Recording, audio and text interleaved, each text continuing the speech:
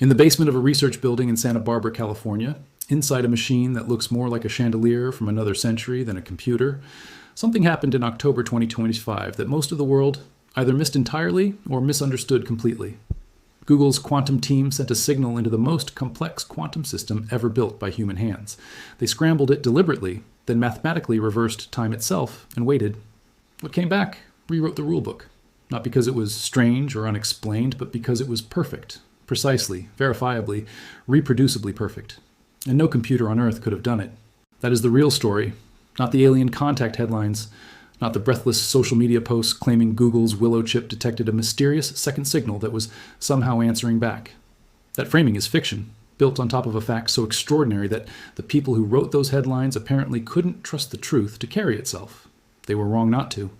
Because what Google's quantum team actually demonstrated on October 22nd, 2025, published in the journal Nature, is more astonishing than any fabricated mystery. It is the first time in the history of computing that a quantum machine ran an algorithm producing a result that no classical supercomputer could match, and then proved beyond reasonable dispute that its answer was correct. That second part is what changes everything. Quantum computers have been claiming speed records for years.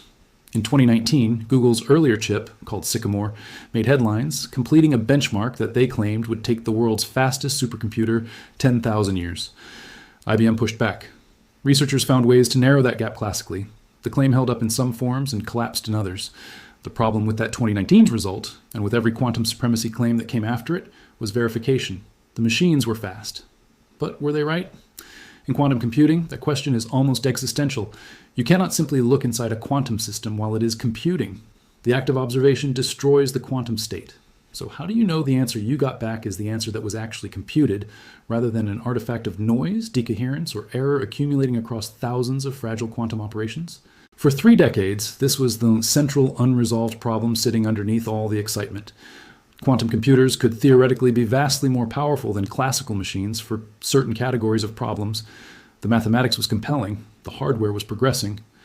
But without the ability to verify results independently, without a way to check a quantum computer's work the way you can check a classical computer's output, the whole enterprise rested on a kind of institutional trust that science is not built to extend. You cannot publish a result in a peer-reviewed journal if the only evidence that it is correct is the machine that produced it. What Google's team did with the Willow chip and the quantum echoes algorithm is solve this, not partially, not theoretically, but experimentally, at scale, on real hardware under peer review. They found a class of quantum calculation where the answer is independently checkable, where the same result will emerge every time the experiment is run on any quantum computer of comparable quality, and where classical computers are provably incapable of reproducing that result within any reasonable time frame. Those 3 properties together, speed, verifiability, and classical intractability, had never simultaneously appeared in the same quantum experiment before. October 22nd, 2025 is the day they did. To understand what actually happened inside that machine in Santa Barbara, you need to understand a concept physicists call an out-of-time order correlator. The name is intentionally intimidating. The idea beneath it is something you can almost feel intuitively. Imagine you have a system of particles, all connected, all influencing each other. You introduce a small disturbance to one particle, something subtle, a tiny nudge. Then you watch. In a classical system, that disturbance propagates outward in ways you can track mathematically. Information is conserved, it moves, but it moves in ways that supercomputers can, with effort, simulate.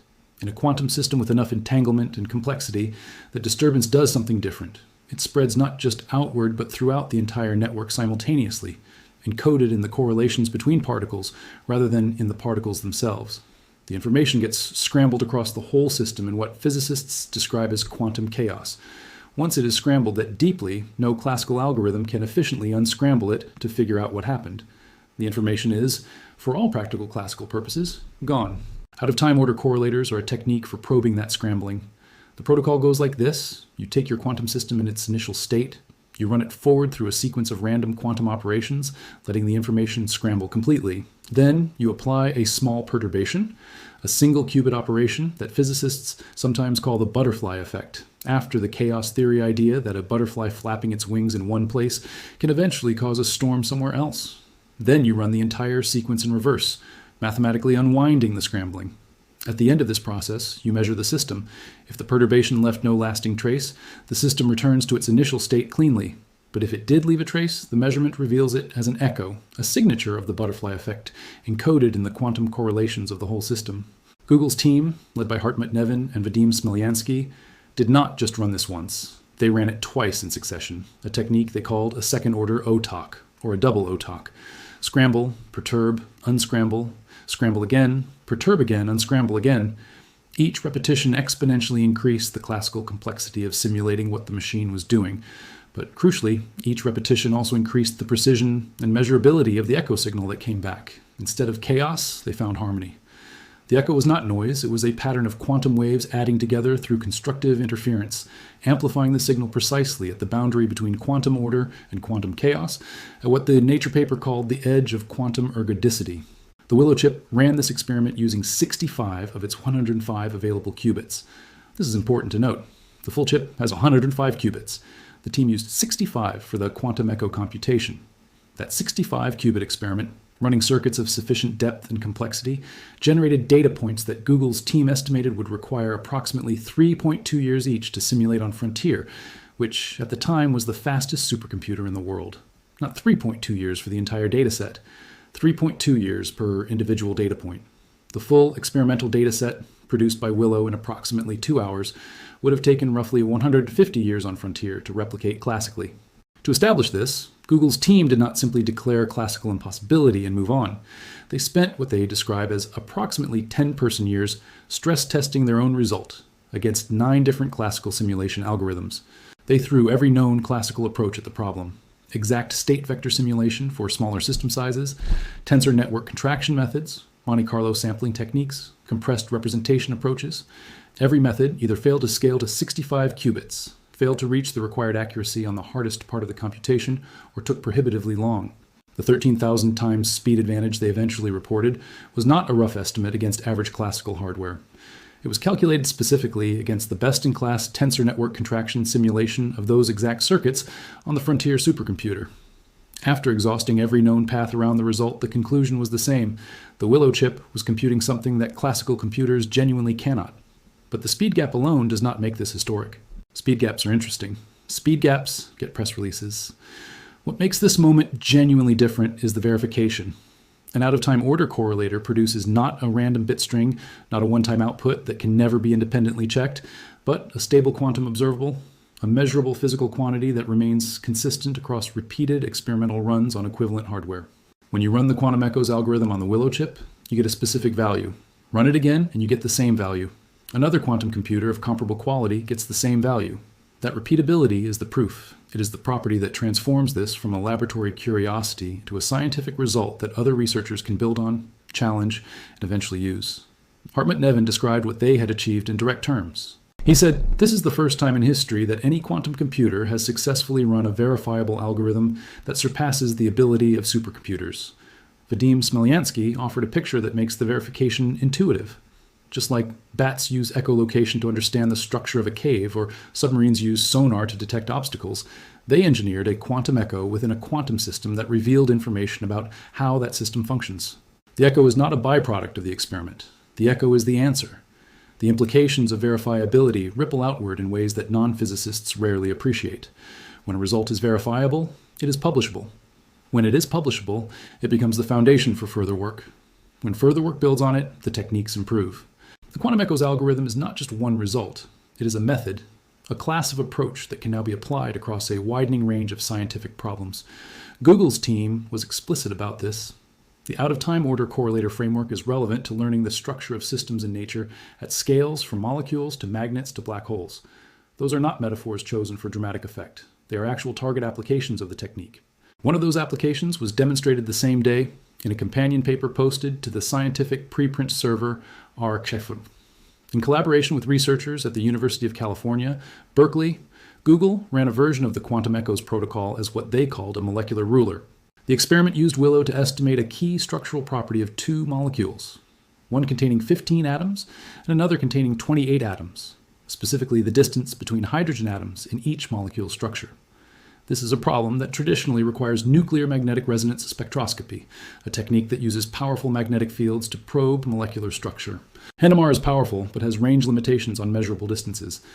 The quantum echo method produced results that agreed with classical NMR, and revealed structural information that NMR cannot access at all. The immediate caveat is important, and Google stated it clearly. This molecular ruler application is still nascent. It is not yet faster than classical approaches for this specific chemistry task, but it is correct. It agrees with experimental results. It opens a door.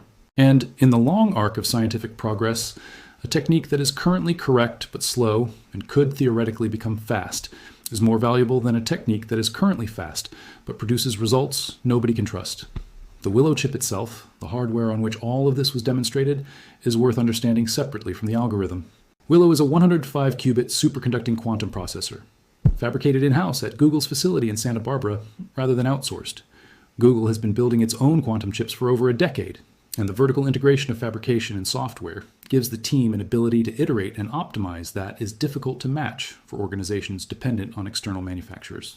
The chip operates at temperatures near absolute zero inside dilution refrigerators, cooling the qubits to a fraction of a degree above the coldest temperature in the universe to preserve their fragile quantum states.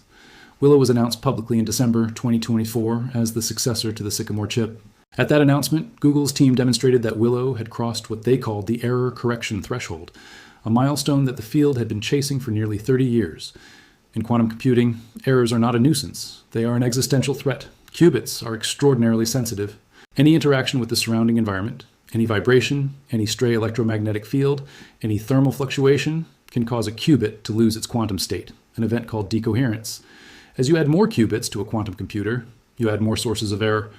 And historically, this meant that larger quantum computers were not more powerful than smaller ones in practice. They were just larger accumulations of error. Crossing the error correction threshold means demonstrating that adding more qubits actually reduces the overall error rate. It means the error correction is winning. That demonstration from the December 2024 announcement was described by Nevin as the moment the entire quantum computing community breathed a collective sigh of relief. It proved that quantum error correction works in practice, not just in theory. The quantum echoes result from October 2025 built on that foundation.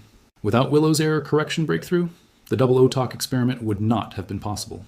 The precision required to detect the echo, the extremely low error rates and high-speed operations needed to run the scramble and unscramble sequences without the signal dissolving into noise required a level of hardware quality that simply did not exist before Willow. The two milestones are not separate achievements. They are the same story at different stages.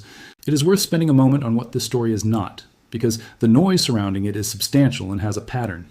Quantum computing attracts a specific kind of overstatement. Breakthroughs get described as world-ending for cryptography, as the arrival of general intelligence, as proof that we live in a simulation, or, in the case of the headline that brought you to this video, as some kind of first contact with an intelligence that answers back. None of these framings survive contact with the actual papers. What Google demonstrated in October 2025 is a specific class of quantum computation, one involving chaotic quantum dynamics and time reversal protocols, running faster and more verifiably than classical computers for the first time. It does not break current encryption. It does not solve general intelligence. It does not suggest parallel universes or alien signals. It is a scientific result. And it is a scientific result that, in the considered judgment of the physicists who reviewed it and published it in Nature, genuinely advances human knowledge in a documentable, reproducible, checkable way. The distinction between what this result is and what popular coverage makes of it matters for reasons beyond accuracy. When quantum computing milestones get wrapped in science fiction framing, two things happen. First, the actual scientific community becomes reluctant to communicate clearly with the public because clear communication gets immediately garbled. Second, when the hype inevitably disappoints, when the general-purpose quantum computer that was supposedly arriving next year still has not arrived 5 years later, public trust in the actual, real patient progress of the field erodes.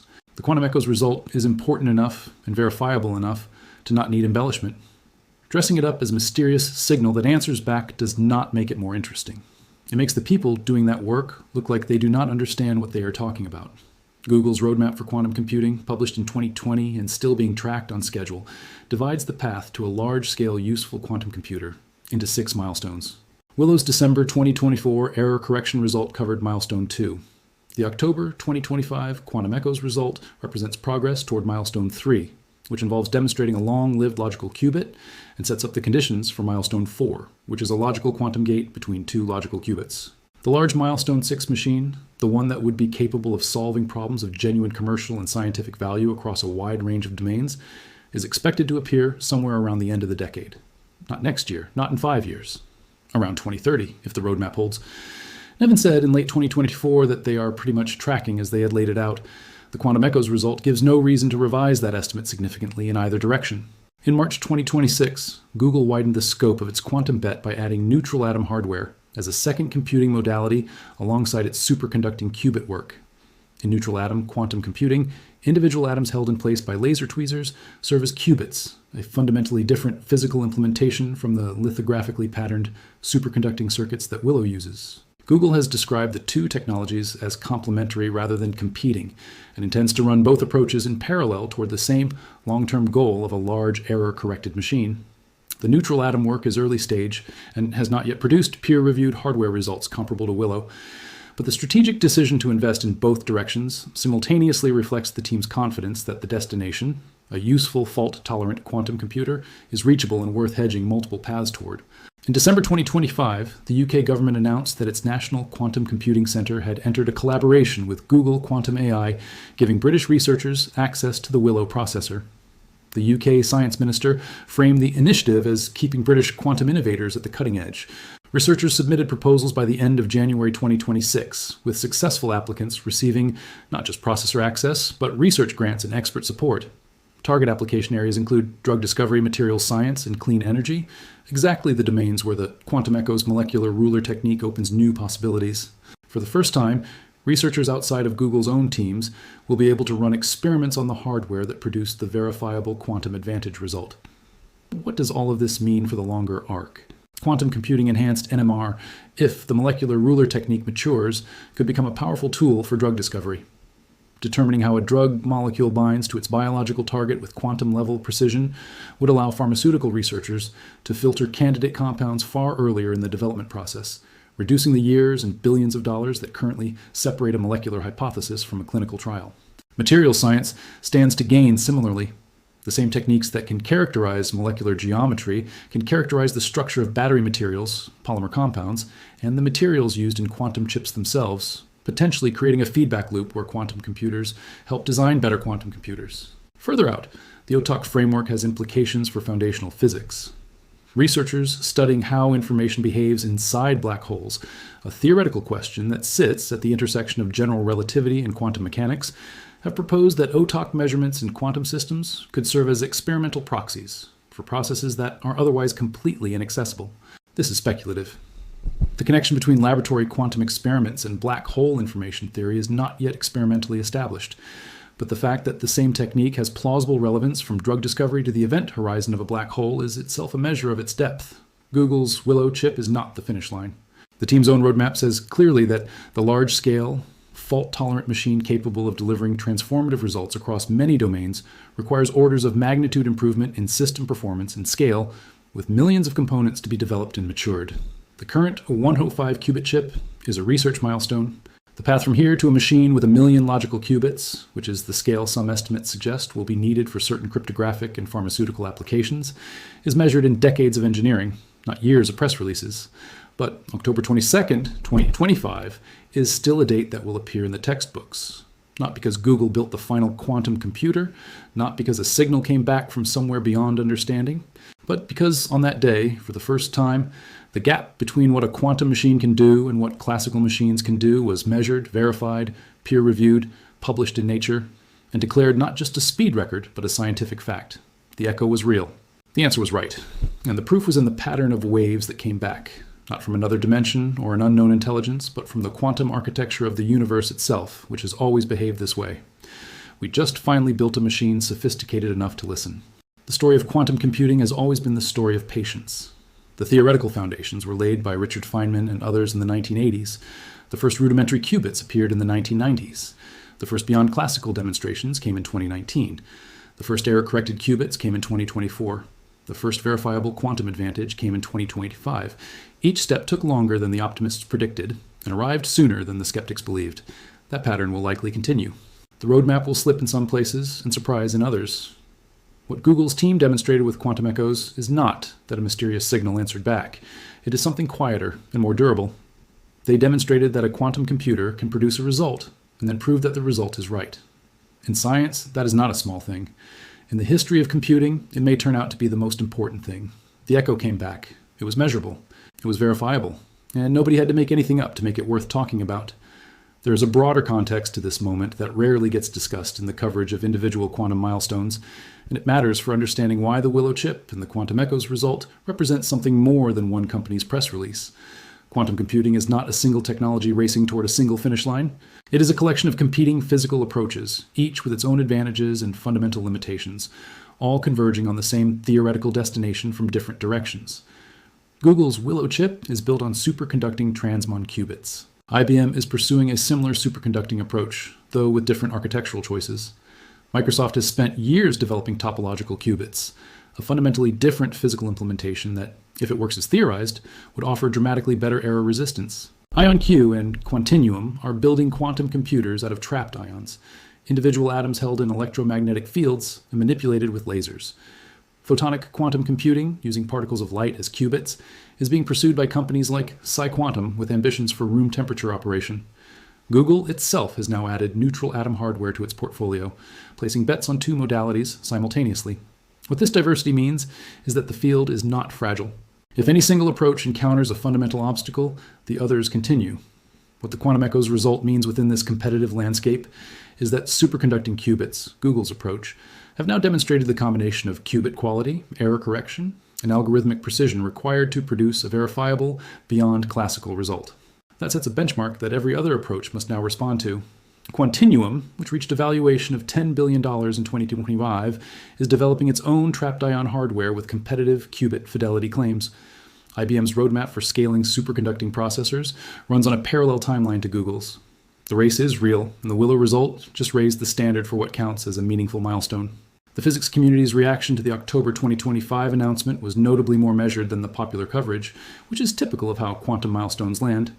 Scott Aronson, a theoretical computer scientist at the University of Texas at Austin, who has spent years serving as a rigorous skeptic of quantum supremacy claims, acknowledged that the quantum echoes result addresses the verification problem that plagued previous demonstrations. Aram Harrow, a quantum physicist at MIT who was not involved with the research, noted that it is pretty convincing that to simulate this classically, you would need some combination of huge computing effort and some algorithmic advances that people have not come up with yet. He added carefully that it is not crazy to imagine they would eventually. That caveat matters. The history of quantum advantage claims includes several cases where improved classical algorithms subsequently closed the gap. Google's team spent 10 person years trying to do exactly that from the inside and could not. But science is not closed. The result stands on the evidence available, and the evidence is strong. One element of the quantum echoes experiment that deserves more attention than it typically receives is the role of what Google called classical red teaming. The phrase itself is borrowed from cybersecurity, where red teams are adversarial specialists, tasked with finding vulnerabilities in a system. Google assembled a team whose explicit job was to break their own quantum result, to find a classical algorithm that could reproduce the Willow data, and therefore demonstrate that the quantum advantage was illusory. They tried 9 different approaches. They ran tensor network contraction simulations. They tried Monte Carlo sampling methods. They tried exact state vector simulation for smaller problem sizes, scaling the analysis upward to project what would be required for the full 65-qubit experiment. Every approach either ran into computational barriers that no amount of added hardware could overcome within practical timescales, or failed to achieve the accuracy required to match the quantum results. The decision to publish those negative results, to document the failure of 9 classical methods as part of the main scientific claim, is what gives the 13,000 times speed advantage figure its weight. It is not a comparison against one cherry-picked algorithm. It is a comparison against the full current state of classical simulation science. The energy requirements of this experiment rarely appear in coverage. Running 65 qubits at the precision required for a second-order OTOC experiment requires maintaining temperatures of approximately 15 millikelvin, 15 thousandths of a degree above absolute zero across the entire chip. The dilution refrigerators that accomplish this are energy-intensive, mechanically complex, and physically large. The Willow chip itself is small, a few centimeters across, but the systems required to keep it cold fill a room. This is the current state of the hardware at this stage of development. Room temperature superconductors remain a theoretical aspiration rather than an engineered reality. Scaling to a 1,000,000-qubit machine will require either a radically different approach to cooling or a fundamental materials breakthrough. Google's addition of neutral atom hardware to its roadmap is partly a hedge against this constraint, since neutral atom systems can in principle operate at higher temperatures, though they face their own scaling challenges. The field has a way of humbling confident predictions in both directions. Researchers who in 2019 declared quantum supremacy with Sycamore did not anticipate that IBM would close the gap on that specific benchmark within months. Skeptics who in 2024 still argued that useful quantum computing was at least 30 years away did not anticipate that Willow would cross the error correction threshold when it did. What the quantum echoes result establishes is not a countdown clock, but a proof of direction. The machine is improving faster than the doubters believed. The problem is harder than the optimists admitted, and somewhere in between those two positions, measured in years of work by 300 researchers in Santa Barbara and a growing network of collaborating institutions worldwide, the quantum computer that changes what is computationally possible for humanity is being built one verified echo at a time.